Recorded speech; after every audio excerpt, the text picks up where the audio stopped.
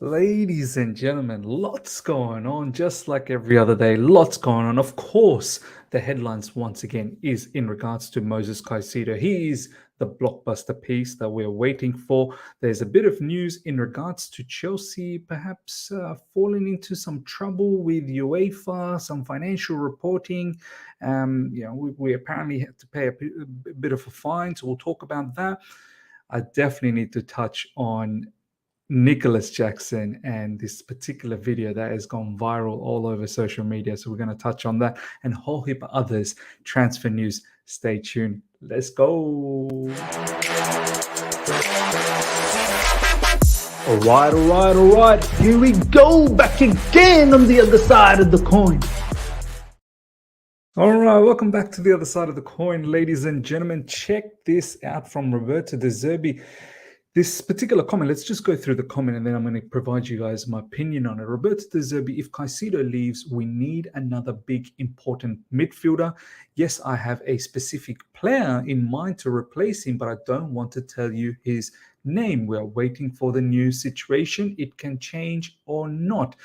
This bit of comment from Roberto De Zerbi makes me think they are somewhat hinting that Caicedo to Chelsea will happen, because you don't get a manager to come out and say, I have someone in my mind and I won't tell you, we need to replace Caicedo and we need to replace him with similar quality and I have someone in my mind. Roberto De Zerbi, I think, inadvertently is hinting here that it's most likely that he will move. And that's always been the narrative. That's been the case since earlier this year in January when he wanted to go to Arsenal. And there was a supposed promise that he was going to get the opportunity to leave in the summer window.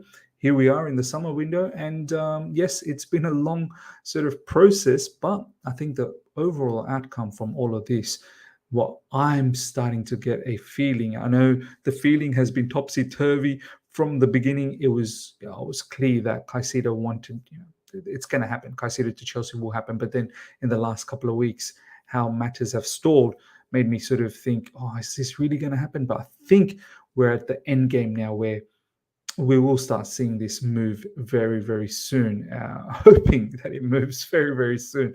But this particular little bit of news from Roberto De Zerbi kind of gives me a hint that even Brighton are looking beyond Caicedo, and hopefully we have something happening with Caicedo. I think there will be a fifth bid. 4 bids have been rejected. My only issue with all of this, and there have been a lot of people that have been talking about how perhaps Pochettino is getting a bit frustrated about this situation as well, that he wanted to lock down the squad already, especially have a key incoming in the likes of Caicedo, and the fact that we didn't have him all throughout this preseason as yet, and there's only 2 more games to go, there would be some form of frustration coming from Pochettino. So, I understand that frustration 100%. And my only issue with this whole Caicedo saga is that 4 rejected bids. Chelsea, come on, what are you doing? Like, talk to Brighton properly and only put in a bid that you think, okay, this is going to do the job. All right, maximum 2 bids, right? 4 bids have been rejected, and now you're preparing possibly a 5th one. Are you actually talking to Brighton? If you are talking, what is the talk about? Like, is Brighton just going, yeah, just put in a bid. Let's see what we're going to do. You put in a bid. We'll let you know what our outcome is. Like, surely there would have to be some level of concrete conversation. So that is my only frustration, that why are you putting in bids that that Brighton are going to decline? And if you didn't know that Brighton are going to decline, then what conversations are you really having? On the contrary, I understand that Pochettino could be somewhat frustrated. We also have to look at the positives in this particular window, that there's so many players that we've moved on, and it has been a big task. So from that perspective, I think Pochettino, stay calm. I've got faith that we're doing the right thing in this particular window, and we will ensure Pochettino has the adequate team to compete next season. This is from Fabrizio Romano not that long ago, literally about an hour ago. Chelsea have not left the negotiations for Moises Caicedo, despite reports on Thursday. Deal on as of today. Brighton remain on their stance after 80 million bid revealed and turned down yesterday, but it didn't change Chelsea's plans. Chelsea keep contact talks alive. See, this is where I get bothered. Like, if 80 million has been rejected, which we heard yesterday, but you still but it didn't change, your plans. You still want to continue to negotiate. Then what was the point of that 80 million? Because don't forget, there was a 60, there was a 65, there was a 70, and now there's an 80. So what are you doing? Like, stop wasting time. Like, are you going to go for this particular player and get him nonetheless, or are you just slowly creeping to I don't know, 85? Because Brighton at the end of the day, they won 100 million. So are you going to do this for 100, or are you hoping that somehow Brighton go down below the 100, which doesn't look very likely? However, having said that, apparently from Brighton's side, ladies and gentlemen, from Caicedo's side, apparently they will start pushing Brighton to bring the price down. Breaking: Moises Caicedo and his representatives are set to ask Brighton to lower the 100 million price tag. So let's see if they are successful to do so. Caicedo is keen to force through a move to Chelsea. So far, I've not seen any forcing. So far, I've seen him collaborate and get along with things. I want to see some forcing, and I wonder what level of forcing is it going to be. Not rocking up at training. Is there going to be another public statement, much like in January? Something's got to give. Something's got to give, and this is the only way I see Brighton loosening up on that 100 million, or else Brighton will be, quite strong on that 100 million, and we will have to reach that particular target. So let's see what happens. Brighton's hard stance is a source of growing frustration for Moises Caicedo. So it's good to see Caicedo is getting frustrated, and this has been reported in recent times as well from many journalists. But what you gonna do? What you gonna do when they come for you? Caicedo, you got to do something, brother. You have to do something now. You have to kick up a fuss. You must kick up a fuss. So let's see what happens on that perspective. Last but not least, in regards to Moises Caicedo, ladies and gentlemen, Moises Caicedo and his representatives will seek further talks with Brighton and Hove Albion to try and persuade the club to bring their asking price down from 100 million. Caicedo and his representatives are keen to handle the matter sensitively out of respect for Brighton. Now, look, don't be too sensitive, because that seems to not have too much impact, and it's really dragging. We need this player at Chelsea Football Club. Like, it's already too late. We needed him 2 weeks ago. It remains to be seen whether Chelsea return with an improved proposal or turn their attention to other targets. They have a long-standing interest in Southampton's midfielder Romeo Lavia, as do Liverpool and Arsenal. We don't have an alternative. Let's be honest. I don't think we have,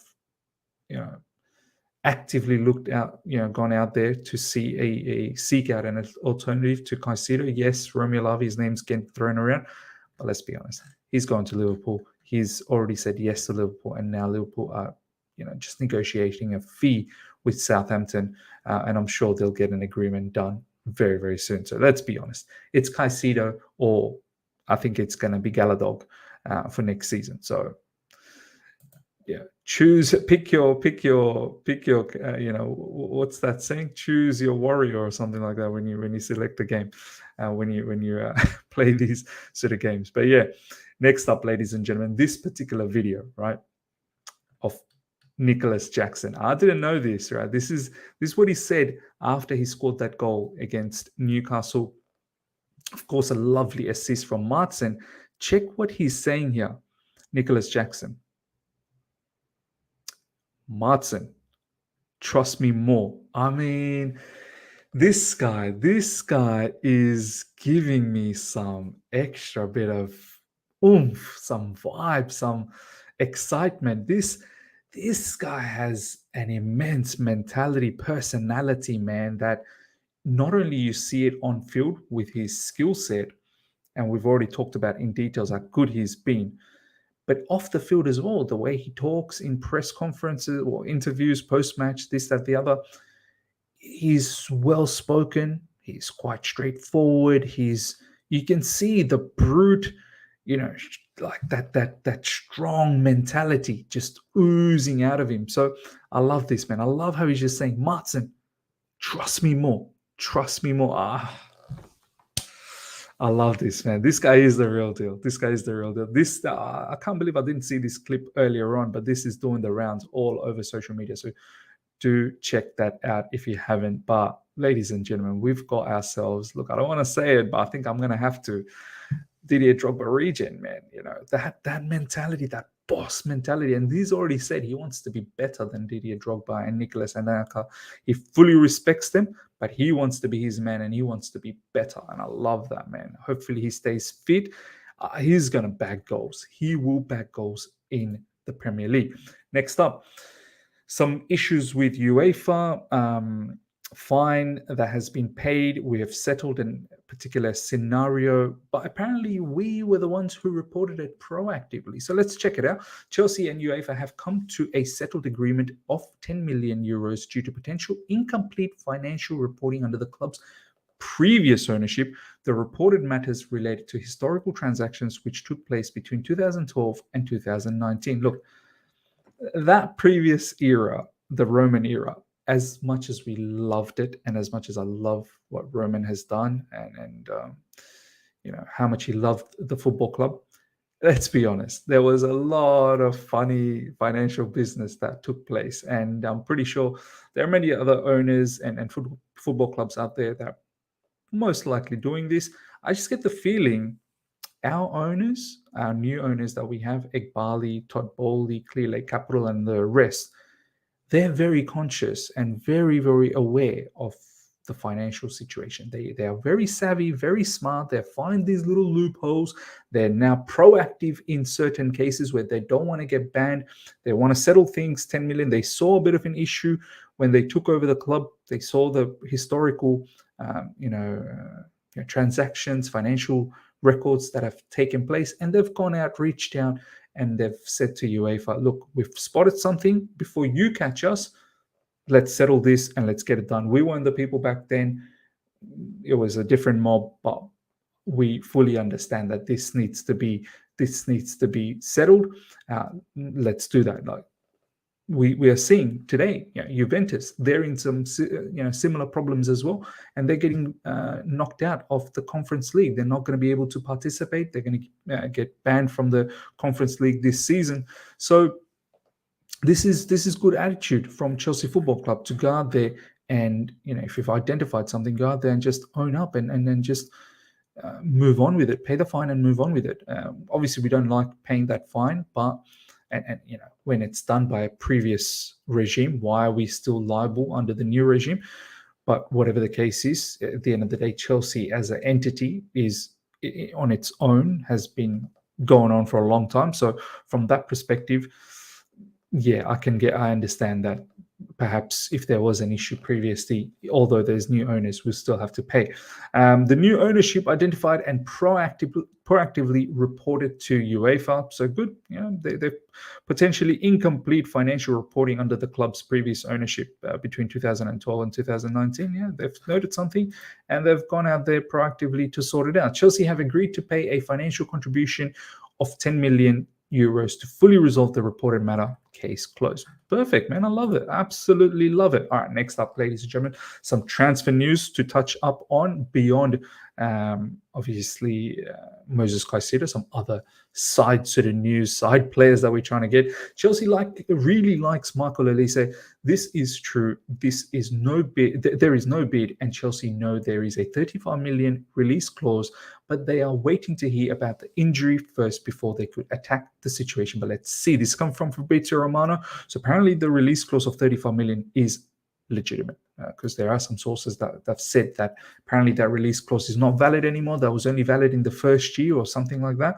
But seems like that 35 million release clause is valid. And as I said, when this news initially broke out, if there is a release clause for 35 million, that does seem tasty. However, he does have an injury and he does have a bit of an injury record. So what is this injury? How long is it going to take? I still believe Mohamed Kudus is the one that makes sense, but this news gives me indication that Chelsea seem to have some sort of liking towards Michael Olise, obviously ex-academy player, Chelsea player from the Chelsea academy. So 35 million release clause. If he comes in, you best believe someone like Angelo Gabriel will definitely be loaned out. I think he's already penciled in to be loaned out, but you bring someone like Michael Olise, he's most likely going to play on that right side, could potentially play through the middle. Definitely, Angelo Gabriel will be loaned out to Strasbourg.